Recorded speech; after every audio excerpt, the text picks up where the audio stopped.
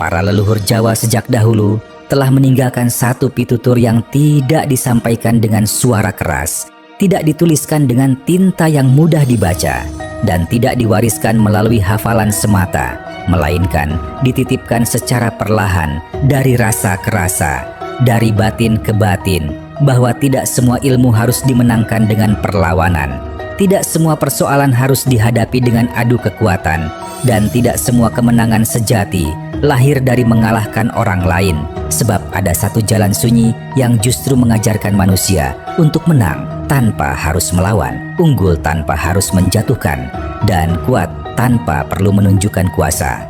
Di dalam keheningan malam, ketika alam merunduk dalam diamnya sendiri, ketika angin bergerak tanpa suara, ketika air mengalir tanpa menuntut perhatian, leluhur Jawa mempelajari satu pelajaran halus tentang hidup, bahwa kekuatan sejati tidak selalu berada pada mereka yang paling lantang berbicara, paling keras bersuara, atau paling berani menantang, melainkan pada mereka yang mampu menata rasa, menundukkan gejolak batin, dan menjaga keselarasan antara diri, alam, dan Gusti yang Maha Meliputi.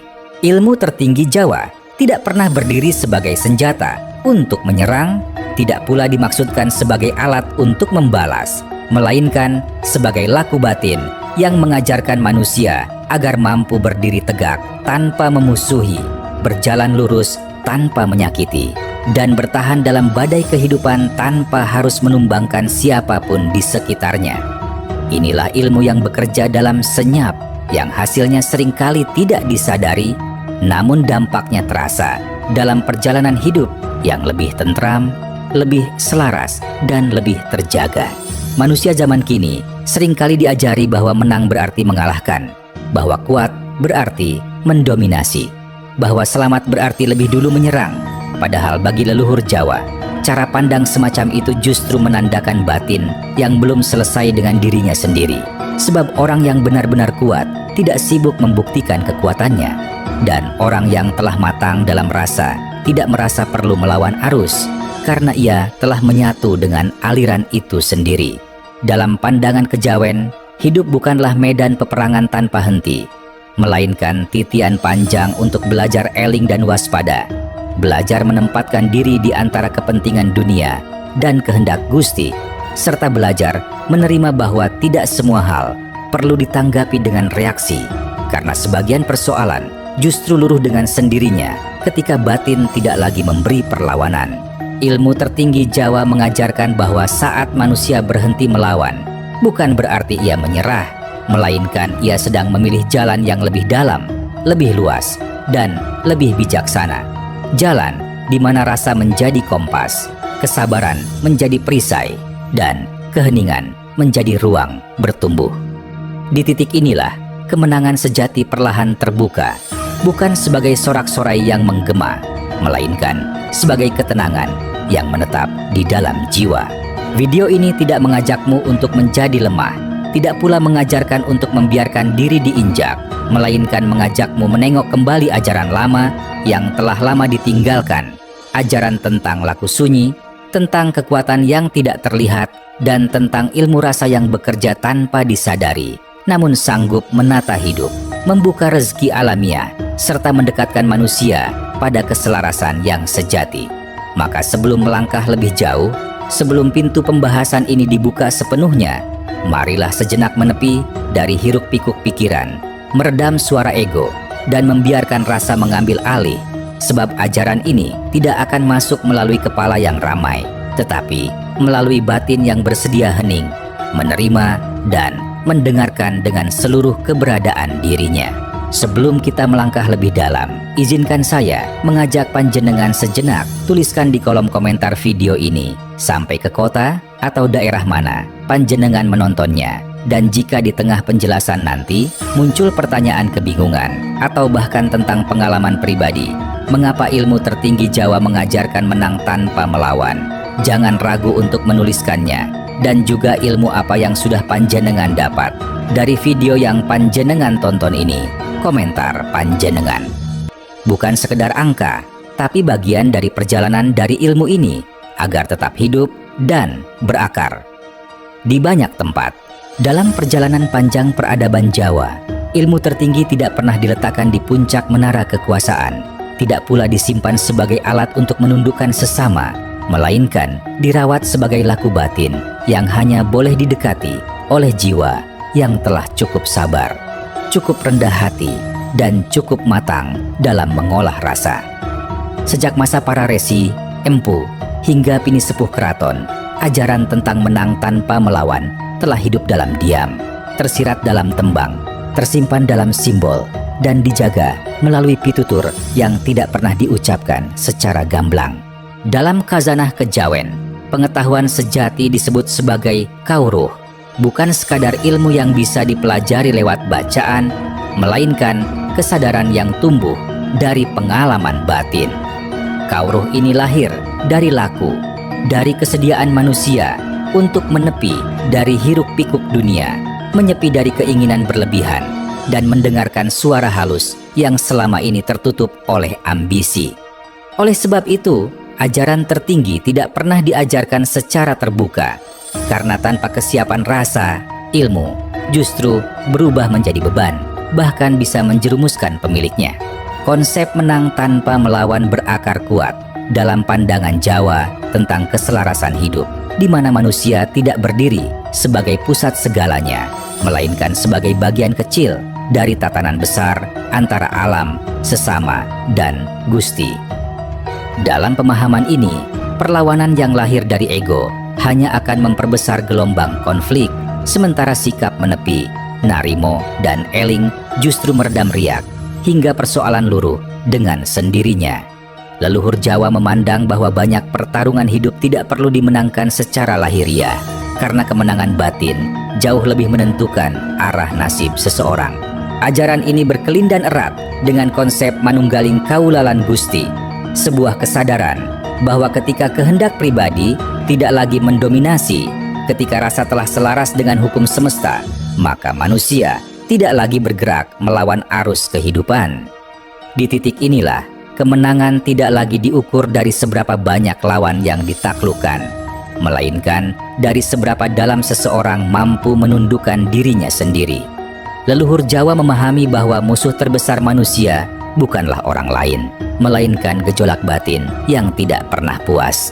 Dalam sejarah kebatinan Jawa, para empu dan resi hidup sederhana, jauh dari sorotan, namun memiliki pengaruh batin yang kuat. Mereka tidak memerintah dengan ancaman, tidak mengajar dengan paksaan, tetapi dengan keteladanan laku. Saat difitnah, mereka diam. Saat disakiti, mereka menepi. Bukan karena lemah, melainkan karena memahami bahwa reaksi yang lahir dari luka hanya akan memperpanjang rantai penderitaan. Diam, mereka bukan kekalahan, melainkan pengendapan rasa, hingga muncul kejernihan. Ajaran ini bertumpu pada pemahaman bahwa hidup bersifat sementara, sementara rasa yang tertata akan meninggalkan jejak panjang. Oleh sebab itu, leluhur Jawa lebih memilih mengasah batin daripada menajamkan amarah. Mereka percaya bahwa alam memiliki cara sendiri untuk menyeimbangkan, dan manusia yang mampu menjaga keselarasan akan dijaga oleh semesta tanpa perlu memaksa. Laku praktik dari ilmu tertinggi ini tidak rumit, namun menuntut ketekunan. Yang pertama adalah laku meneng, membiasakan diri tidak bereaksi seketika terhadap keadaan. Saat dihimpit masalah, tarik napas dalam, rasakan gejolak di dada, dan biarkan ia mengendap sebelum mengambil sikap. Ini bukan menahan emosi, melainkan memberi ruang agar rasa menemukan bentuknya sendiri. Adalah eling lan waspada, mengingat posisi diri sebagai manusia yang terbatas, sekaligus waspada terhadap dorongan ego yang ingin selalu menang. Dalam keseharian, ini berarti tidak terburu-buru membalas ucapan, tidak tergesa membela diri, dan tidak larut dalam keinginan untuk terlihat benar. Kesadaran ini perlahan melatih batin agar tidak mudah terpancing. Sepi ing pamrih, berbuat tanpa menuntut hasil langsung. Dalam konteks modern, ini bisa diwujudkan dengan bekerja dengan tulus, membantu tanpa pamrih pujian, dan menjalani peran hidup tanpa terus-menerus membandingkan diri dengan orang lain. Dari sini, muncul ketenangan yang tidak bergantung pada pengakuan luar, adalah narimo ing pandum, menerima apa yang datang dengan rasa syukur tanpa kehilangan daya upaya. Narimo bukan pasrah tanpa usaha, melainkan menerima hasil setelah laku dijalani dengan sungguh-sungguh. Dari sikap inilah kemenangan batin lahir secara alami, tanpa sorak, tanpa perlawanan.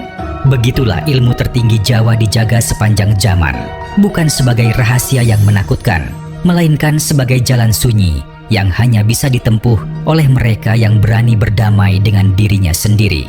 Sebab pada akhirnya, ketika batin telah selaras, dunia tidak lagi perlu dilawan, karena ia telah menjadi bagian dari perjalanan pulang menuju Gusti.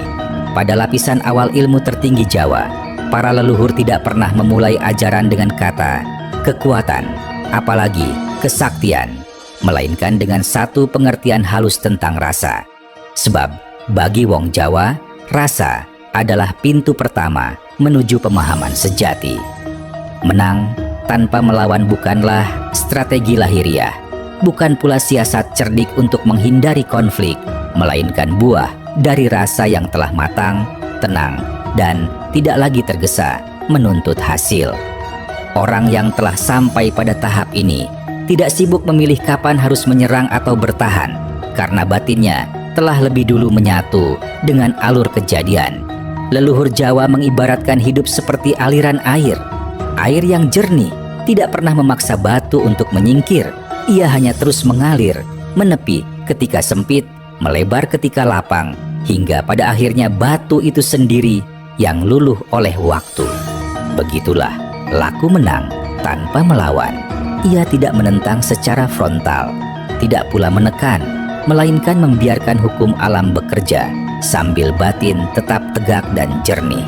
Dalam pandangan ini, perlawanan seringkali lahir dari rasa takut kalah, sementara ketenangan lahir dari keyakinan bahwa segala sesuatu memiliki waktunya sendiri. Dalam keseharian leluhur Jawa, laku ini tampak sederhana, namun dalam. Ketika menghadapi orang yang keras, mereka memilih menurunkan nada. Ketika disudutkan, mereka memilih diam.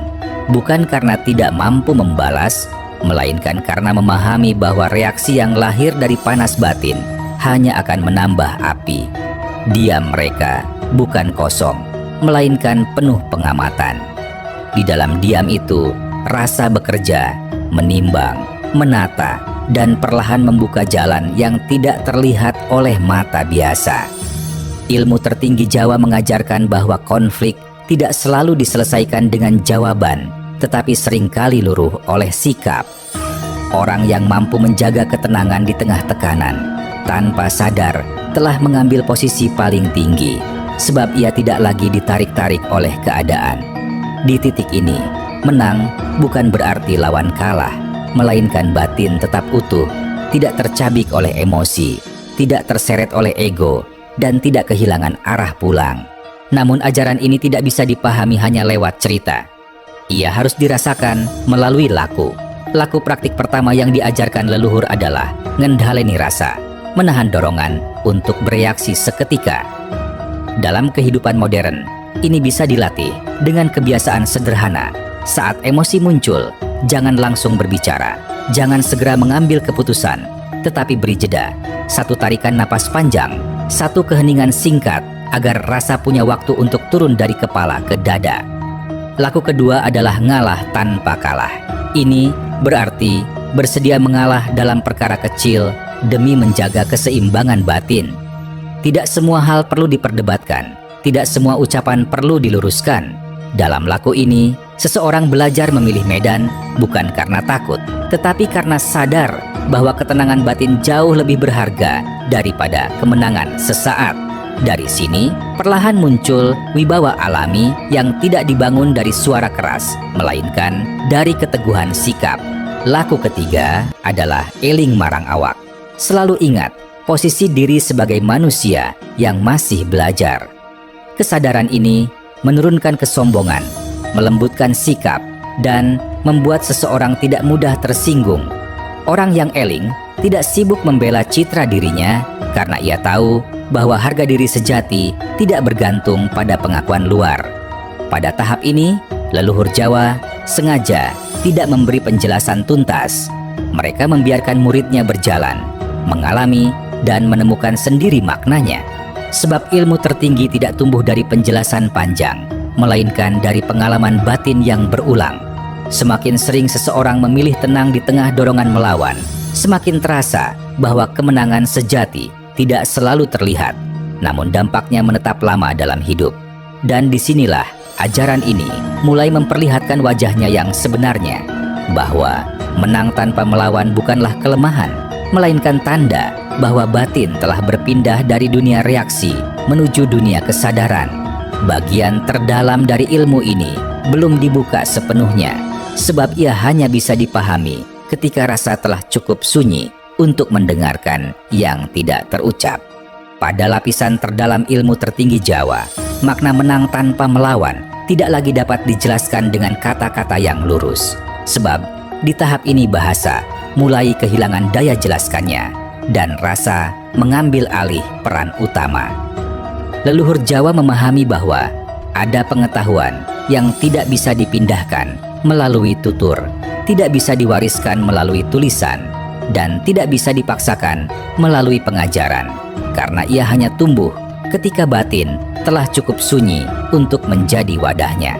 Disinilah banyak orang berhenti, bukan karena ilmunya terlalu tinggi, melainkan karena kesunyian itu sendiri terasa menakutkan.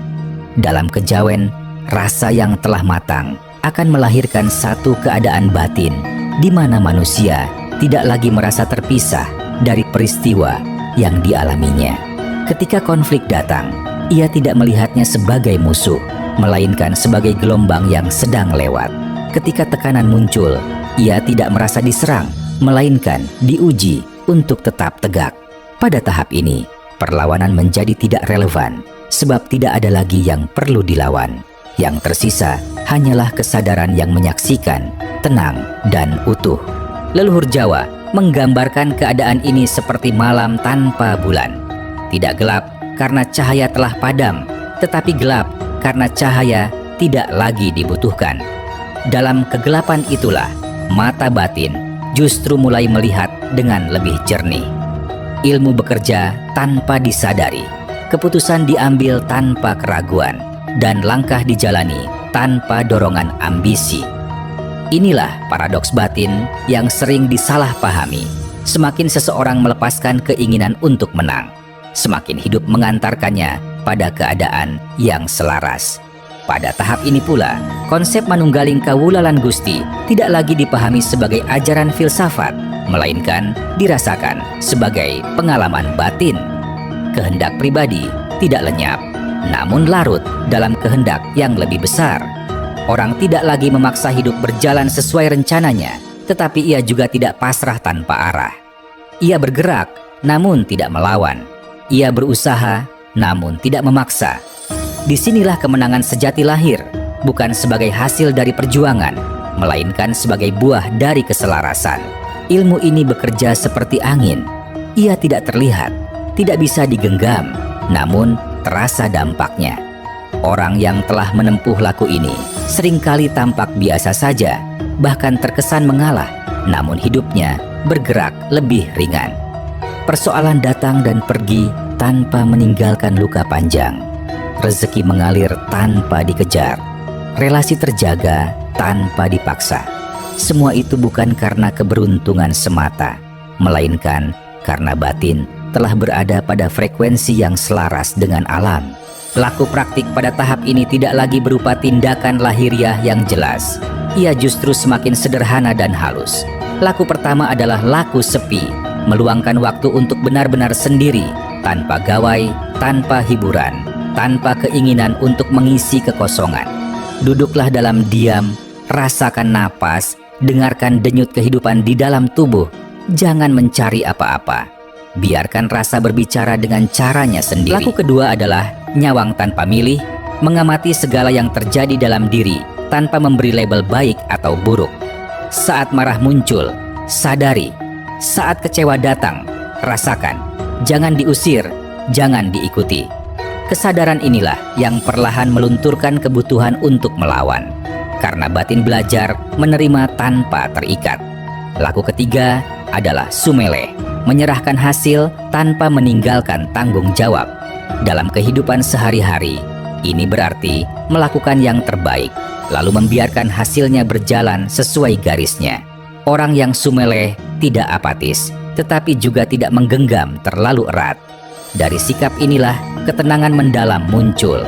Dan laku terakhir adalah eling marang Gusti, mengingat bahwa di balik segala kejadian ada tatanan yang lebih luas dari pemahaman manusia. Kesadaran ini menumbuhkan kerendahan hati yang dalam, menghapus dorongan untuk selalu benar, dan melunakkan keinginan untuk menang di atas orang lain.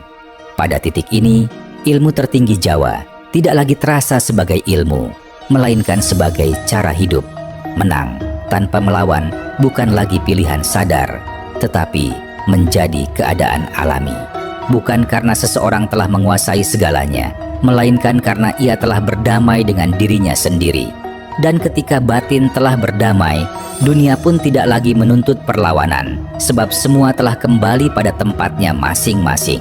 Pada akhirnya, ilmu tertinggi Jawa tidak menuntut manusia menjadi sosok yang sempurna, tidak pula mengharuskan seseorang meninggalkan dunia dan segala perannya, melainkan mengajak setiap jiwa untuk kembali pulang ke dalam dirinya sendiri, ke ruang batin yang selama ini tertutup oleh hiruk-pikuk pikiran, ambisi, dan keinginan untuk selalu menang. Leluhur Jawa memahami bahwa hidup tidak selalu meminta kita untuk mengalahkan keadaan, tetapi seringkali hanya meminta kita untuk hadir sepenuhnya dengan rasa yang jernih dan hati yang tidak terbakar oleh dorongan melawan. Menang tanpa melawan bukanlah ajaran yang mudah diterima oleh batin yang masih gelisah, sebab ia bertentangan dengan naluri dunia yang mengajarkan persaingan, pembuktian, dan kemenangan lahiriah. Namun justru disitulah letak kebijaksanaannya, karena ajaran ini tidak menawarkan kehebatan sesaat, melainkan ketenangan yang menetap. Ia tidak menjanjikan sorak-sorai, tetapi menghadirkan damai yang pelan namun mendalam. Damai yang tidak bergantung pada keadaan luar, melainkan tumbuh dari keselarasan batin. Leluhur Jawa tidak pernah memaksa siapapun untuk menempuh jalan ini. Mereka hanya menaruh jejak, meninggalkan pitutur, dan membiarkan waktu memilih siapa yang siap melangkah. Sebab ilmu tertinggi tidak akan tinggal pada batin yang masih sibuk mencari pengakuan, dan tidak akan berdiam di hati yang masih gemar membandingkan diri. Ilmu ini hanya bersemayam pada mereka yang berani menepi, meredam ego, dan bersedia belajar dari diam. Dalam laku sehari-hari, ajaran ini mungkin tampak sederhana, bahkan sering disalahartikan sebagai kelemahan. Mengalah dianggap kalah, diam dianggap tidak mampu, menepi dianggap lari. Padahal bagi wong Jawa, justru di sanalah ujian sejati berada. Mampu diam ketika ingin membalas, mampu menepi ketika ingin menonjol, dan mampu tetap berbuat baik ketika tidak dihargai adalah tanda bahwa batin telah mulai mengenal arah pulangnya sendiri. Ilmu tertinggi Jawa tidak mengajarkan manusia untuk pasrah tanpa daya, tetapi mengajak untuk bergerak tanpa melawan hukum alam. Ia mengajarkan untuk berusaha tanpa memaksa, berjuang tanpa membakar diri, dan menerima tanpa kehilangan martabat.